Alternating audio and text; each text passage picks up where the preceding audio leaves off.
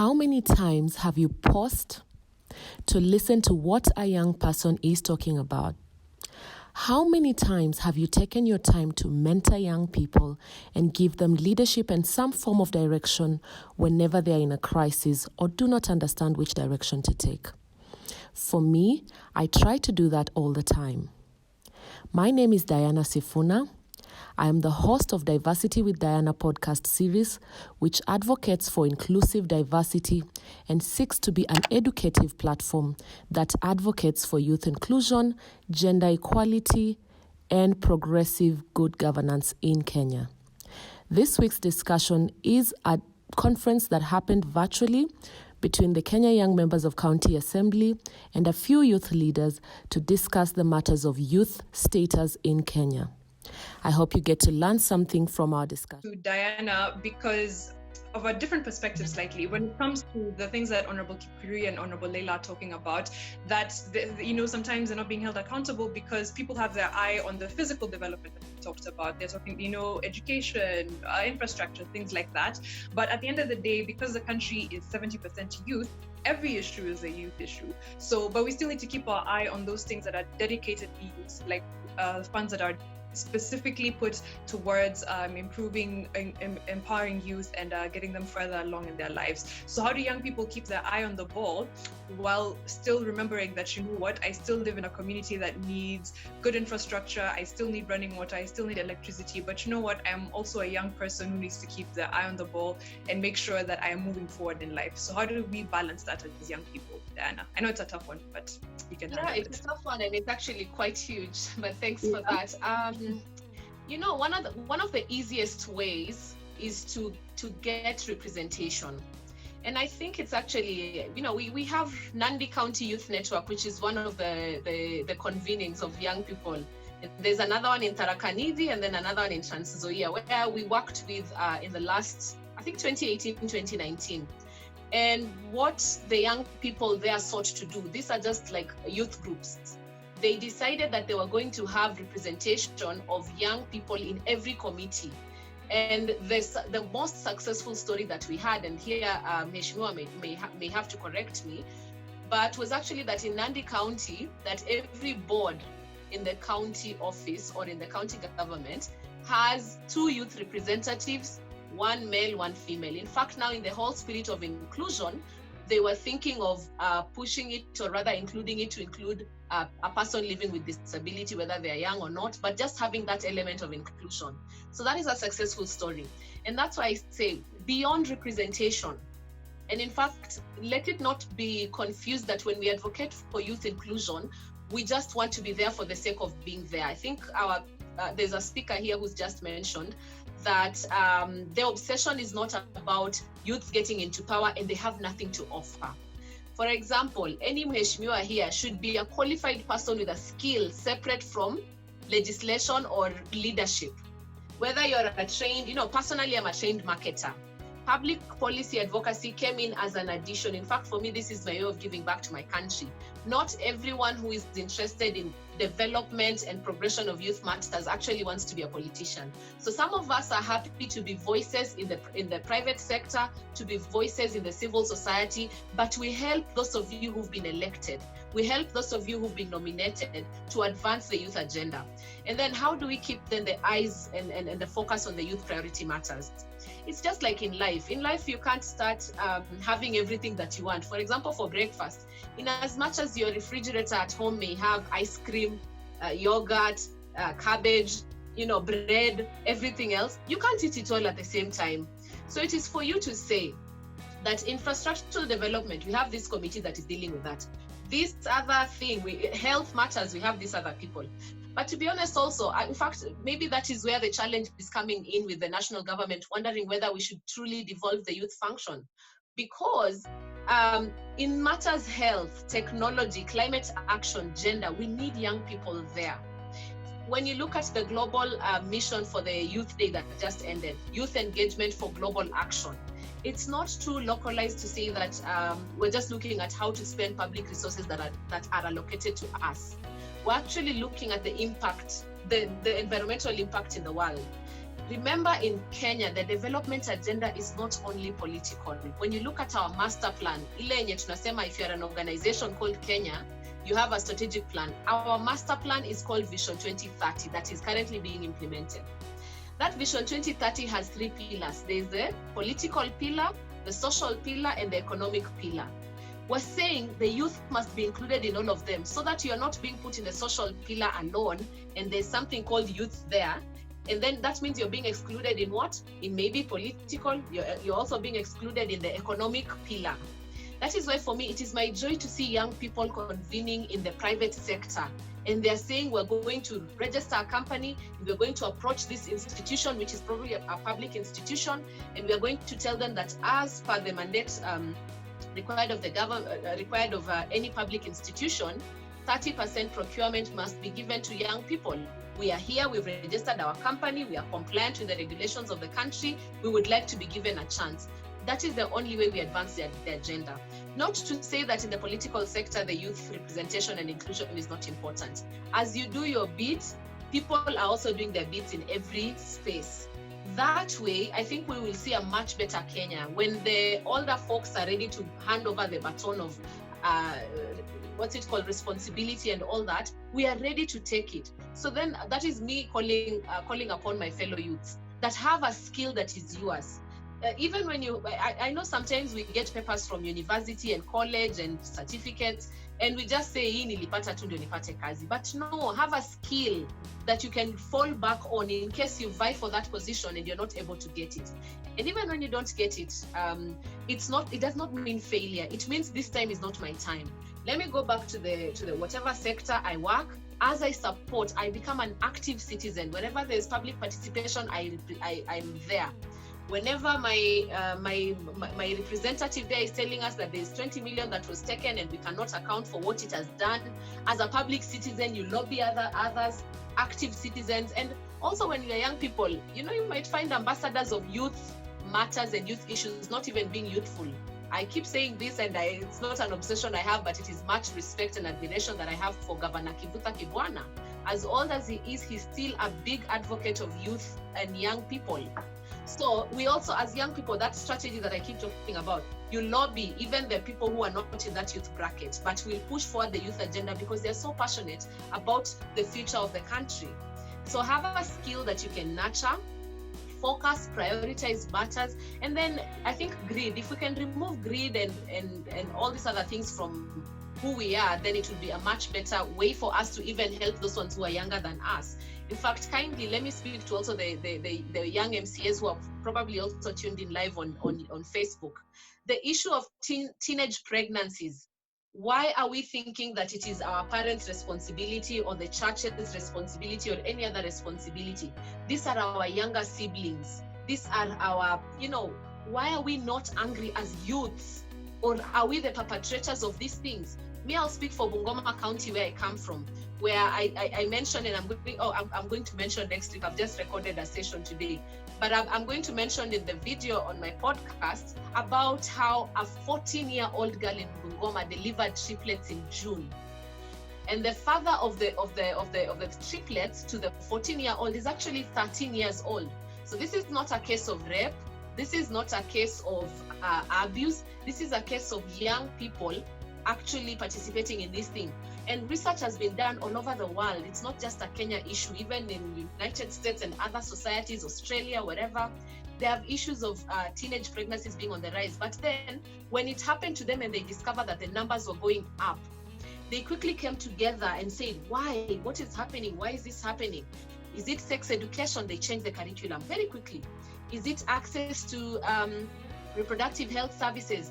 They made it accessible to the young people. Is it access to contraceptives? Is it telling them that your body is not biologically fit enough to deliver kids at that age, at that young age? You're still developing. And just appealing to both the young girls and the young boys. Like you've said, it's a big issue, and not just in Kakamega, but basically countrywide. And I'll pivot to now the economic effects of COVID, like you've just talked about, whether it's the now urban to rural migration that's happening. But before that, we have a few people following the conversation. Sentiment from the Kenya Young Parliamentarians Association says we're having beautiful conversations, so thank you guys.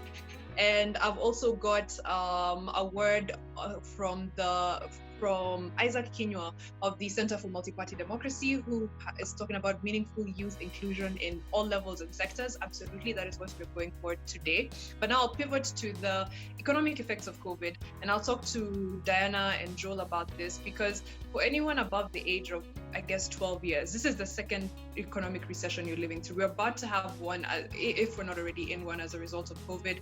And of course, there was the 2008 market crash. So it's a rough time to be a youth, basically a rough few decades to be a young person. People who are feeling maybe they're making strides have been knocked back 10 steps backwards. So I don't know how, as young people, what way you think young people can cushion themselves against the economic effects of COVID-19, and perhaps just find a way, even if not to grow for the next maybe few months, to just hold on and keep themselves afloat before things begin to get back to normal. And I use that term very loosely. I don't know what advice you'd have for young people, Diana.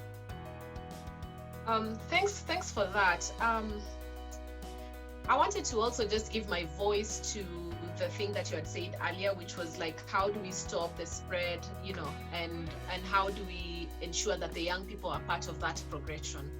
And then I can answer the second question. So the first one is just probably to remind the young people that, yes, as young people, we feel invincible. We feel like COVID will not get us. And if it gets us, because our immunity is a bit stronger, we will beat it and all that. But if we message correctly, and if the legislators are interested in this, if you message it and tell them it's not about your protection, but for the people around you, that you're actually helping the society to protect and maybe curb the spread. What is it called? Slow down the spread of corona, because we're saying this thing is in the air, everyone will get it, but we're just helping to slow down the spread of the coronavirus, so that the healthcare system that we have, which is very fragile and not heavily invested in as it should have been, can be able to handle the cases on a day-to-day basis, so that not all of us are getting sick at the same time. Yes, the recovery rate is so high that we are not panicking as we did in March, because we didn't know what this virus was. So I think that the messaging should be that let us just slow the spread of coronavirus, and you're not doing it for yourself because your healthcare is superb. That person next to you might be having a pre-existing condition that you don't know. That other youth that you're talking to might just be a carrier of the COVID-19, and they take it home to their grandmother who will succumb. So I feel like that kind of messaging may help to change the trend of non-compliance, especially to the young people in the cities. I think the ones who are in house parties and pool parties and all that, just to tell them, let us slow down the spread. In terms of economic resilience, I think what Mheshimiwa from Lumakanda has said is very important. Those young people who are doing sports, that's okay. The reason being that before you tackle any situation, you must do a situational analysis. You must analyze, okay, what is my position right now, and what step do I need to get to? How do I get there? In this COVID pandemic, none of us have ever lived through a health crisis, a global health crisis. And the repercussions of it, other than the teen pregnancies and the rise of gender-based violence, we've also had mental health cases.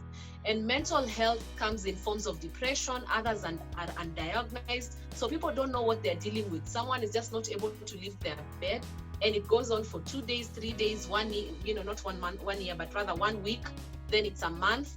And before you know it, that person becomes almost useless in society. And all due respect and apologies to anyone who is sick.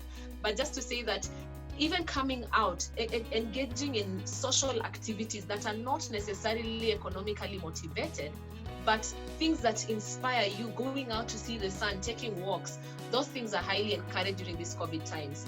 Now, if anyone in the world will say that they've not been affected by COVID, they'd be lying.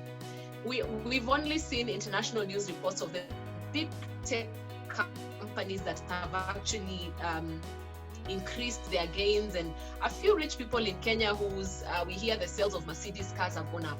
But for majority of us, we all have had to reduce our budgets, our spending habits.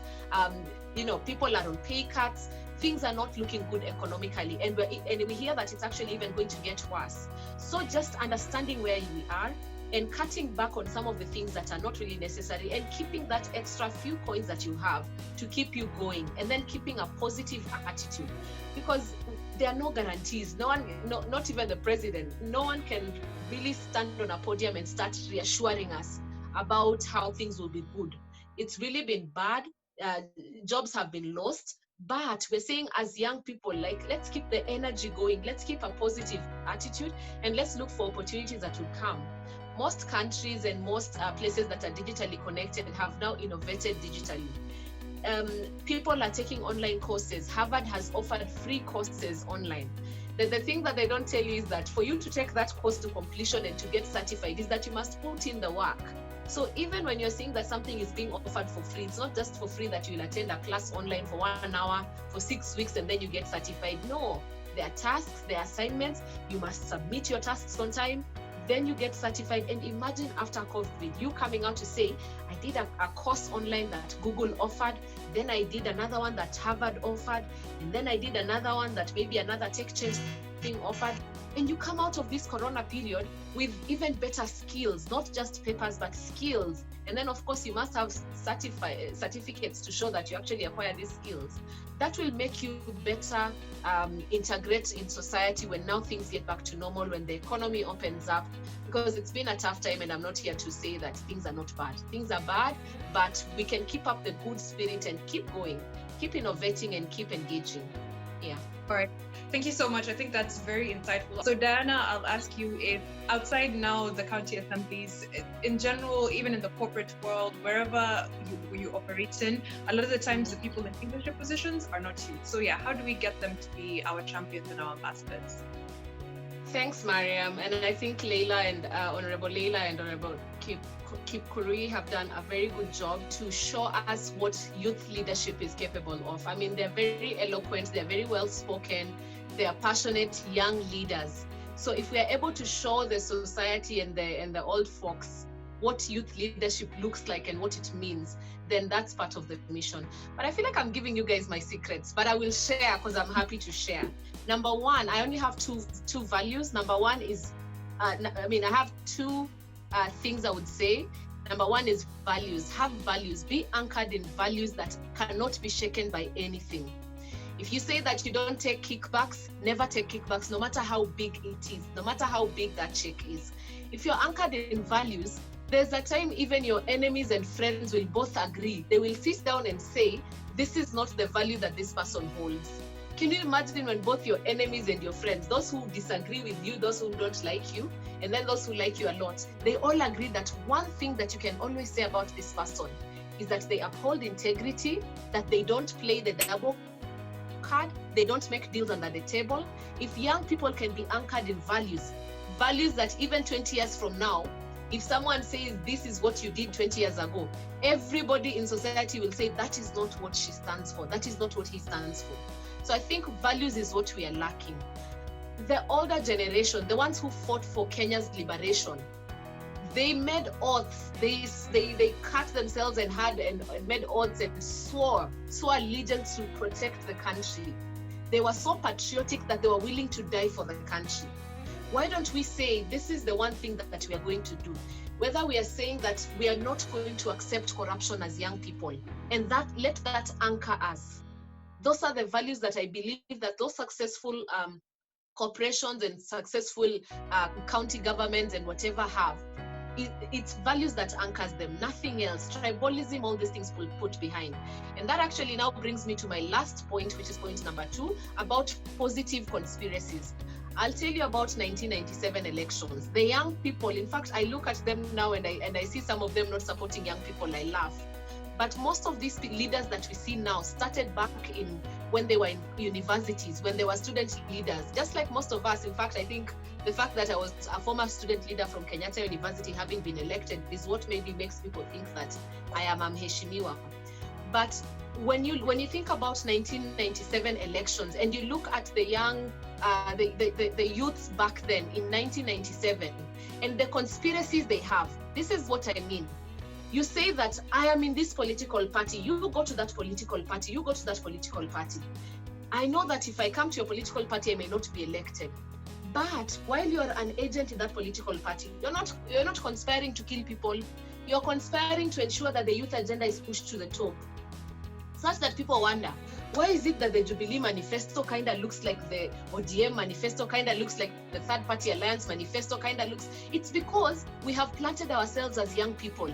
We're saying, like what Leila said about, Mheshimiwa said about her senator, that you forget about your political affiliation and say, me, I'm standing for a value and I'm standing for an agenda. And the agenda is that we must include young people and we must empower them. Therefore, as a youth